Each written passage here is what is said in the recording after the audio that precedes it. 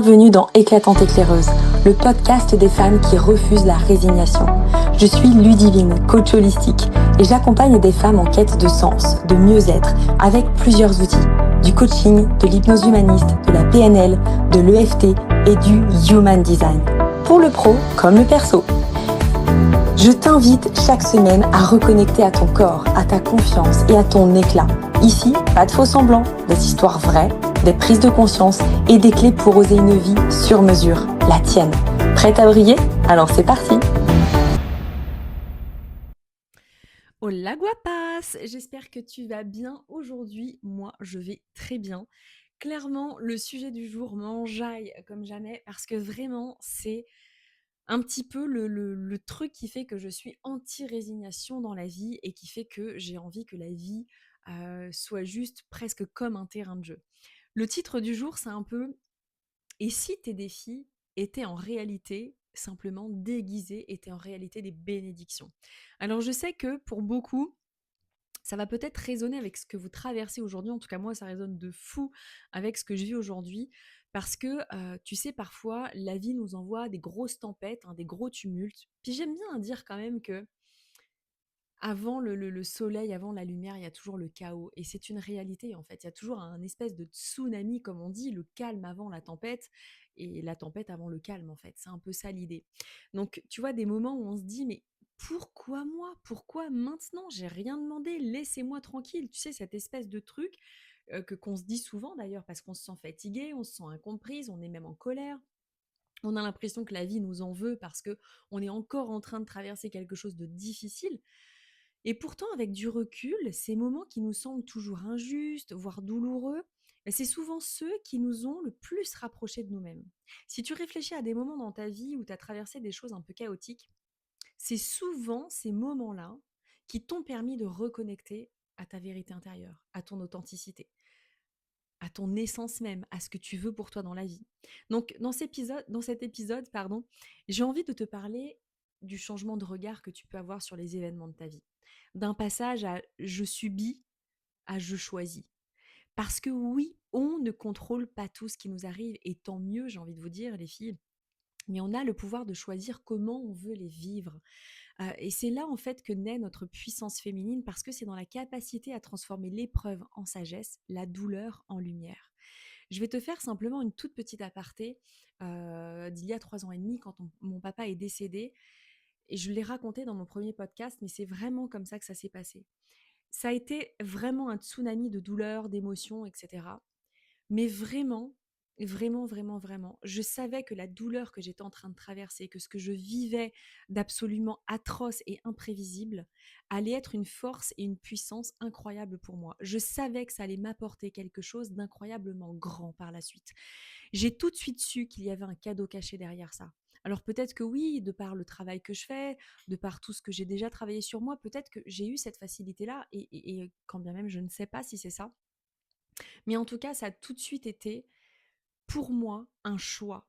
Je ne voulais pas, même si je savais que j'allais traverser quelque chose de difficile, que j'allais mettre du temps à m'en remettre, je ne voulais pas sombrer.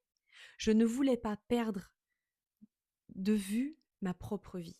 C'était impossible pour moi. Et j'ai tout de suite voulu m'accrocher à cette espèce de truc de OK, si là je m'effondre et si j'ai pas envie de m'effondrer définitivement, je vais en faire quelque chose de beau. Je vais m'accrocher à ça parce que je sais que derrière il y aura la lumière. Et vraiment, c'est ce qui s'est passé, les filles. Donc je sais que c'est pas facile quand on traverse quelque chose de difficile, mais sincèrement, il y a toujours une jolie lumière après quelque chose de compliqué et de douloureux. Quand la vie te secoue, c'est rarement contre toi. C'est pas un retour de karma. Pour certaines personnes, oui, et tant mieux, j'ai envie de te dire, hein, la vie boomerang, très très bien. Mais là, je te parle vraiment de quelqu'un lambda qui voilà, n'a rien entre guillemets à se reprocher dans cette vie-là, quoique on ne sait pas toujours ce que le karma nous amène. Bref, ça c'est encore un autre sujet. Mais ce que je veux dire par là, c'est que la vie n'est pas là pour te détruire. La vie ne met pas en face de toi des épisodes douloureux à vivre dans le simple but de te détruire, ou de faire en sorte que ça soit challengeant pour toi ou compliqué. Pas du tout. La vérité, je vais te la donner là, parce qu'il y a un peu de temps encore, j'ai traversé vraiment une phase où je me suis sentie vidée. Mais genre, tout me semblait trop lourd, trop flou, trop instable. J'étais irritée, irritable, enfin compliqué. Mon premier réflexe, clairement, ça a été la résistance. Bah oui, c'est tellement plus facile, tu vois, de résister que d'admettre, d'accueillir et de regarder ce qui se passe. Bah, je me disais tout le temps: «Non mais pas maintenant, non mais pas encore, non mais je veux pas revivre ça, non mais c'est bon» et en fait, plus je résistais, plus la vie insistait. Tu connais ce sentiment, tu as l'impression qu'on appuie dessus, tu sais, avec le doigt là, on te montre bien correctement, comme si tant que tu refuses de comprendre le message, bah, la leçon elle revient encore et encore et encore. Clairement, ce qui s'est passé, c'est que je me sentais complètement submergée, enfin complètement sous l'eau, de par, mon côté, bah, multi, où j'ai plusieurs casquettes professionnelles, où j'ai quand même 2 filles à gérer, j'ai, un mari à gérer, j'ai une maison, enfin, j'ai moi-même à gérer, bref, tout un tas de choses. J'ai aussi ma grand-mère qui est encore de ce monde, dont je m'occupe parce que mon papa n'est plus là. Enfin bref, tout un tas de choses, quoi. Et je voyais que j'allais dans le mur, mais j'avais pas envie de le voir. Et c'est pas la première fois que ça m'arrive, parce que j'ai encore parfois ce conditionnement qui revient, certaines croyances qui reviennent encore, etc., où j'ai le sentiment de devoir faire, faire, faire, faire, faire, et que ce que je fais n'est pas suffisant. Donc, clairement, ce qui s'est passé, c'est que j'ai juste pris un jour beaucoup plus de recul parce qu'en fait, je sentais que j'avais un espèce de brouhaha dans ma tête. Vous savez, cette espèce de truc où vous avez comme des fourmillements dans les oreilles, comme un espèce de vrombissement derrière qui était lourd. Et je sais que dans ces cas-là, quand ça m'arrive, j'ai souvent le besoin de tout lâcher, mais genre de pleurer même. C'est quelque chose qui me fait beaucoup de bien, de lâcher cette colère, de lâcher ce trop-plein, de pleurer, de mettre des mots sur mes mots, de simplement d'accueillir ce qui se passe et d'être très clairvoyante vis-à-vis de ce que je traverse. Et j'ai choisi de me poser cette question, et si c'était pas une punition, si c'était une invitation? Si là, ce que je suis en train de traverser aujourd'hui de compliqué, c'est juste une invitation pour du mieux derrière et pour peut-être que je me repositionne.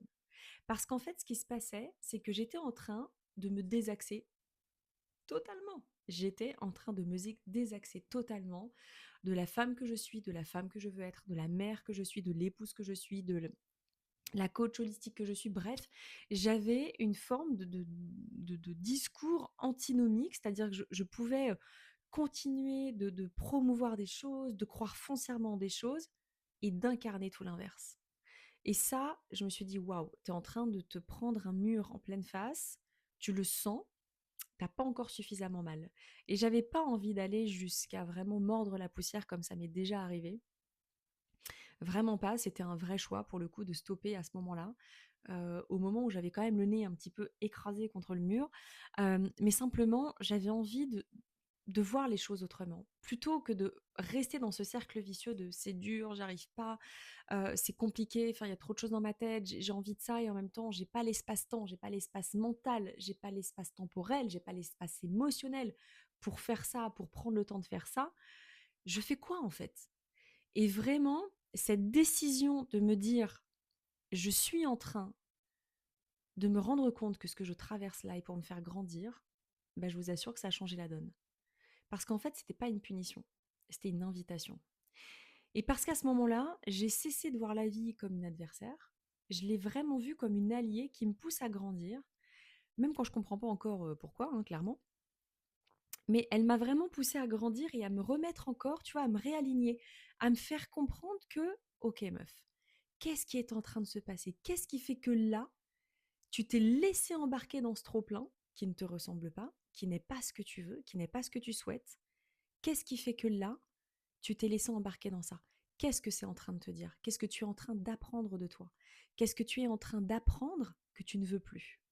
Et ça, je vous assure que ça a été game changer pour moi et je me suis tout de suite reconnectée à ma vision de la vie, clairement, d'un point de vue très général.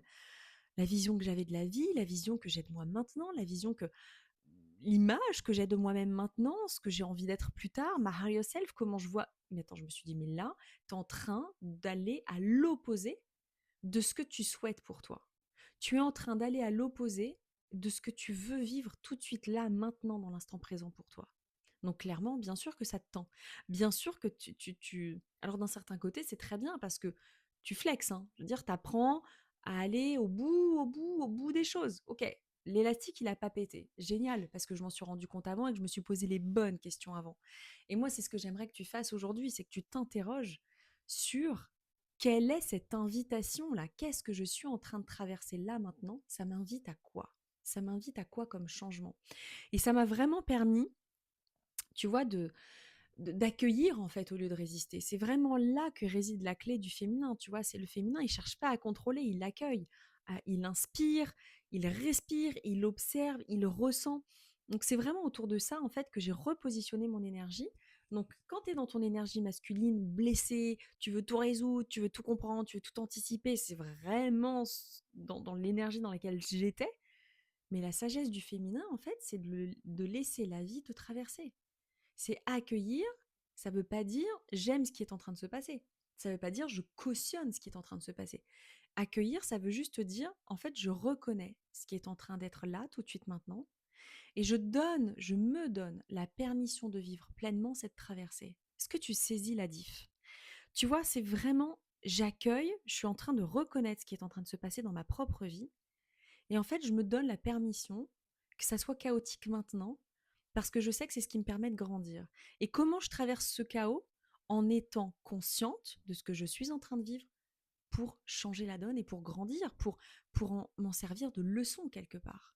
Et ça m'a servi aussi, ce que je suis en train de vous dire, là, ce que j'ai traversé ces derniers temps, mais genre jusqu'à là, il y a une seconde. Non, je plaisante, mais pas loin. Ça m'a aussi servi de remettre à plat un peu mon couple, en fait, de me dire, bah là, il se passe des choses dans mon couple que j'aime pas. Il est en train, ça fait 19 ans qu'on est ensemble, il est en train de se passer un truc que je cautionne pas parce que je n'aime pas ce que je suis en tant que femme, je n'aime pas qui il est en tant qu'homme, je n'aime pas ce que nous sommes tous les deux en tant que couple. Qu'est-ce qui se passe? Donc c'était pas être accusatrice et de pointer du doigt ce que lui fait ou ne fait pas qui ne me convient pas, c'était surtout qu'est-ce qui fait que dans mon attitude à moi, aujourd'hui, la façon dont tu te comportes ne me convient pas. Qu'est-ce qui fait que mon attitude ne te convient pas pour que toi, tu sois comme ça? Parce que je pars du principe que ça vient toujours de soi. C'est facile, trop facile d'accuser l'autre, trop facile de pointer du doigt et de dire mec, tu me regardes plus, tu me dis plus ça, on se fait plus de date, j'ai l'impression que tu t'en fous de ce que je fais, il y a que ton travail qui compte, alors ok, t'es occupé, mais regarde-moi ce que je fais. Enfin, tu vois, ça devient presque une compétition, quelque chose de très malsain. Alors que si finalement je regarde et je dézoome ce que j'ai fait d'ailleurs, et que je me suis rendu compte de moi, ma propre attitude, je me dis mais en fait, tout part de moi, c'est mon attitude, c'est ce que je pense de moi, c'est l'énergie que je dégage, c'est ce qui émane de moi qui fait que ça engendre aussi chez lui quelque chose comme ça. Et peut-être que lui aussi a cette attitude-là parce qu'il traverse ça et ça aujourd'hui. Donc ça a été hyper bénéfique, les filles, je vous assure, de laisser la vie vous traverser pleinement, de vous donner la permission de vivre ce que vous êtes en train de vivre et de voir ce que ça donne dans toutes les sphères de votre vie. Parce que quand tu accueilles, tu ouvres la porte à une forme de guérison. Tu permets à la lumière de passer à travers les fissures, clairement. T'es plus là en mode fermé, sécure, je barricade tout, pas du tout. Tu laisses l'ouverture. Hein, quand on te dit ouvre tes chakras pour rigoler, c'est un peu ça, meuf. C'est soit dans l'ouverture de tout ce qui se passe pour toi. Accueille, regarde ce qui se passe. Et les choses bougent déjà. Et quand tu fais ça, tu redeviens canal, tu redeviens vivante. Parce qu'il ne faut pas oublier qu'en tant qu'être humain, on est un pur canal de l'univers à la base. On capte tout, on a une forte intuition, un fort instinct, on capte beaucoup de choses. On est coupé de ça malheureusement. Mais quand tu te remets dans cette posture du féminin en ouverture, en réceptacle, en réceptivité, eh bien tu redeviens un canal, tu redeviens vivante parce que tu ressens maintenant de plus en plus tes sensations, tes émotions, ce qui te traverse finalement. Donc c'est un petit peu ce que je disais au tout début, comment transformer en fait la blessure en bénédiction. Tu sais, il y a toujours un moment où en fait quand tu traverses une épreuve, l'épreuve en fait elle devient enseignement, clairement. C'est souvent discret, c'est imperceptible au début, on le sait pas trop, puis il y a juste un jour où tu tiltes, tu fais mais attends, ce que je croyais en fait être ma chute, c'est juste ma renaissance. C'est un truc de dingue. Ce que je croyais être la dégringolade totale de ce que j'ai fondé jusqu'à présent, finalement a été salvateur pour ma renaissance. Donc peut-être que cette rupture que tu es en train de vivre, que ce non que tu viens d'accuser, que ce ralentissement que tu as dans ta vie, pro, perso ou que sais-je, c'est peut-être là pour t'obliger à revenir à toi, à tes besoins, à tes limites, à ton authenticité. Moi, c'est une de mes valeurs hautes plus plus. L'authenticité, c'est une des valeurs fondamentales pour moi. Je prône l'authenticité, j'aime l'authenticité dans tout ce que je fais dans ma vie, dans les gens que je rencontre. Et c'est pour ça que malheureusement pour moi. Heureusement, parce que ça continue de me faire grandir sur ça, mais que je me heurte à des gens, que je suis déçue par des gens que je croyais sincères envers moi, que je croyais vraiment profondément sincères, etc. Et que je me dis, waouh, en fait, pas du tout. Parce que je suis tellement authentique. Je sais que parfois ça dérange certains proches parce que je fais preuve d'une authenticité parfois challengeante, je le reconnais.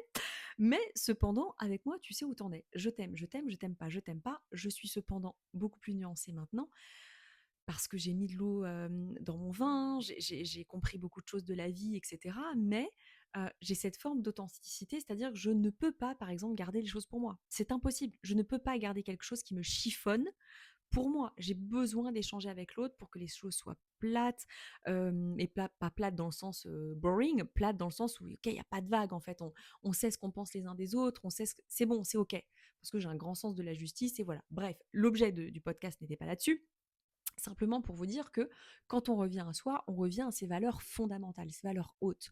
Donc, euh, la vie en fait, je sais que souvent on dit que la vie nous teste. Elle nous teste, elle nous teste, elle nous teste. Mais en fait, j'ai réalisé que c'était pas réellement ça. J'aime à me dire que la vie n'est pas forcément en train de te tester maintenant. J'aime à dire que la vie, elle te prépare.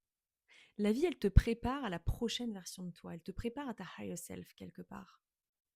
Parce que quand tu choisis de vivre un défi comme une bénédiction, comme quelque chose qui immédiatement va te servir, tu deviens magnétique.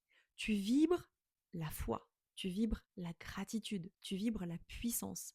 Tu redeviens créatrice. Est-ce que tu me suis? Quand tu choisis de vivre tes expériences-là comme quelque chose qui va être un cadeau caché, comme déjà quelque chose qui va être un cadeau, tu choisis de traverser cette expérience complètement différemment. Tu seras moins en mode victimisation, tu seras plus en mode peut-être guerrière, hein, qui est un des archétypes du féminin. Tu seras peut-être en mode aussi la Kali, qui est aussi un archétype du féminin, qui va vraiment, mais genre tout défoncer là pour y aller et on y va tout en étant en hyper écoute de ce qui se passe à l'intérieur de toi, parce que tu as envie d'être prête. Tu as envie d'être prête pour le prochain palier. En fait, c'est ça, quand on te dit elle te prépare à la prochaine version de toi, c'est quel palier je passe aujourd'hui pour être prête pour celle de demain, en fait. Qu'est-ce que ça va m'apporter? Ça ne veut pas dire elle te prépare à la dureté des choses qui va être encore plus dures après. Non. C'est qu'elle te prépare aux événements de la vie, elle te prépare à la surprise qui n'est pas toujours bonne. Si je reprends l'exemple de mon papa, c'est ça. C'est que les surprises, c'est pas toujours bon dans la vie. En fait, il y a des surprises qui sont dramatiques, qui sont dures, qui sont pénibles, qui sont douloureuses, dont on se répare pas tout de suite, même si physiquement tout va bien. Intérieurement, on est meurtri et ça joue aussi sur le physique. Bref, tout ça pour dire qu'elle m'a préparée à une forme d'adversité. Aujourd'hui, mon mari a traversé des choses au sein de ces grosses entreprises qui sont difficiles, très très difficiles. Sincèrement, je sais que la femme que je suis à ses côtés aujourd'hui, forte comme je peux l'être, est sans doute grâce, et je mets le terme, est sans doute grâce à ce que j'ai traversé avec la disparition de mon papa. Parce que je sais que derrière cette douleur, je sais que derrière cette dureté, va venir quelque chose de bon et de plus grand et de plus fort. Parce qu'on est aussi capable de l'accueillir. Parce qu'on a grandi et qu'aujourd'hui, la version que nous sommes de nous est en mesure de l'accueillir et de le gérer en fait, clairement. Donc c'est ça que j'ai envie que tu captes aujourd'hui. Transforme ta blessure en bénédiction, meuf. C'est hyper important. J'ai 3 invitations à te faire pour que tu puisses vivre ce changement de regard, en fait, que tu changes un peu de prisme par rapport à ça. Si tu prends le temps de nommer ce que tu ressens, si tu prends le temps de nommer ce que tu ressens, d'une, tu vas cesser de fuir la douleur, tu vas mettre des mots dessus, tu vas pouvoir écrire, tu vas pouvoir parler, tu vas pouvoir pleurer, tu vas pouvoir exprimer tes émotions, tes sentiments. C'est vraiment la première étape pour transmuter une énergie. Faut bien que tu te dises que l'énergie ne se transmute pas si elle n'est pas reconnue. Si tu reconnais l'énergie en face de toi, tu vas pouvoir en faire quelque chose. Tu vas pouvoir presque la matérialiser, la concrétiser, la mettre dans la matière là, dans l'instant présent. Le deuxième changement de regard que j'aimerais que tu aies, c'est de te poser la question suivante qui est: qu'est-ce que la vie essaie de m'apprendre à travers ça? Qu'est-ce que la vie est en train de me donner comme leçon là, tout de suite, maintenant? Peut-être que c'est la patience, peut-être que c'est la confiance, peut-être que c'est la souveraineté, ou tout simplement le retour à soi. Quel qu'il soit, de toute façon, c'est toujours un retour à soi. Mais interroge-toi sur ce que ça t'apprend là tout de suite maintenant. Ça veut dire quoi de toi là, tout ça? Et puis, la troisième clé, ça pourrait être de remercier même avant de comprendre. Je vais reprendre l'exemple de mon papa parce que vraiment, ça a été la plus grosse blessure de ma vie, on va se le dire. Et je sais que je l'ai déjà raconté dans mon premier podcast, mais tu vois, la semaine qui a succédé à son départ, donc ça a été une semaine très longue avant son enterrement, euh, chaque jour je suis allée prier à la cathédrale et chaque jour j'ai remercié la vie et je remercie Dieu. Chaque jour j'ai remercié la vie, l'univers, Dieu. Je savais pas pourquoi je remerciais. Je remerciais, mais je remerciais, je remerciais. Je savais que ça allait m'apporter quelque chose. Et en fait, quand tu remercies avant même de comprendre ce qui est en train de se passer, tu ouvres ton cœur. Et en fait, tu ouvres ton cœur, mais tu ouvres aussi quelque chose de plus grand. Tu ouvres la connexion à l'univers de je sais, j'ai foi en toi. Je sais que ce que tu vas m'apporter là va me faire du bien par la suite. Je sais que pour l'instant, tu es en train de m'apporter quelque chose qui est à traverser, qui est une douleur incroyable, mais c'est grâce à ta douleur que je grandis. Et c'est vraiment ça, finalement. La douleur fait grandir. Et quand tu remercies avant même de comprendre, tu as une forme d'acte de foi. Mais tu as foi en la vie, en l'univers, en Dieu, appelle ça comme tu as envie, mais tu as foi en toi aussi.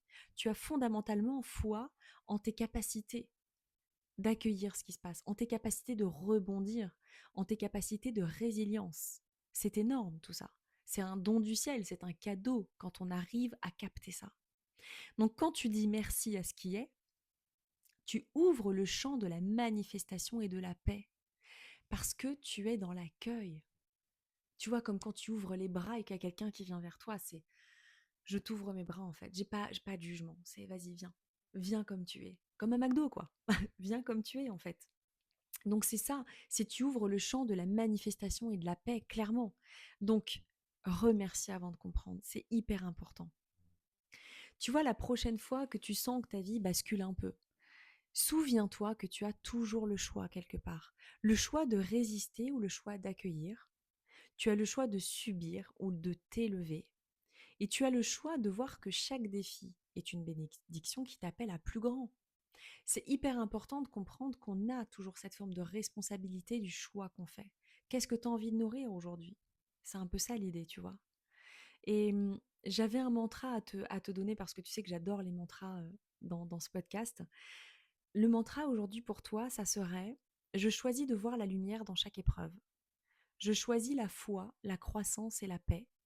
Je choisis de me rappeler que tout ce qui m'arrive est là pour m'ouvrir, pas pour me briser.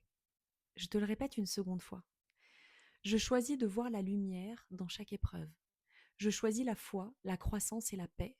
Je choisis de me rappeler que tout ce qui m'arrive est là pour m'ouvrir, pas pour me briser. Parce qu'au fond, chaque bénédiction déguisée est un message d'amour que la vie t'envoie. C'est vraiment, c'est vraiment comme ça que j'aimerais que tu prennes les choses, même si je sais que ce que tu traverses est difficile. Et je t'envoie beaucoup d'amour d'ailleurs si tu traverses des choses difficiles. Accueille-le, prends-le, voilà, vraiment, serre-le contre toi cet amour. Mais dis-toi que tout ce que tu traverses aujourd'hui t'apportera toujours beaucoup plus de clarté par la suite. Et que même si tu as le sentiment de vivre un chaos, ça n'est pas un chaos définitif. Il y a toujours mieux derrière, il y a toujours quelque chose de plus important. Ok? C'était important pour moi de parler de ce podcast-là et je suis persuadée que ça va parler au moins à une personne autour de toi aujourd'hui. Et vraiment, si tu veux faire un geste d'amour, un acte de foi, envoie ce podcast à quelqu'un, envoie ce podcast à quelqu'un. Note quelqu'un, je sais pas, enfin, vraiment, fais cette démarche-là, simplement en te disant, si ça peut peut-être donner une lueur d'espoir à quelqu'un qui traverse quelque chose de douloureux, let's go, quoi, on y va. Après tout, la foi, elle se transmet, l'amour se transmet, et j'ai vraiment à cœur que tu prennes conscience aujourd'hui que dans ton féminin, dans ton fort intérieur, tu as cette force de réceptivité de la vie, et c'est ça qui va t'aider à faire en sorte que tout ce que tu peux traverser fera aussi que tu attire quelque chose de beaucoup plus grand derrière pour toi. En tout cas, je te remercie du fond du cœur comme à chaque fois. Merci de m'écouter, merci de partager, de commenter. Vraiment, c'est une réelle bénédiction pour le coup pour moi. Et rappelle-toi, ne lâche rien. Ciao, à bientôt.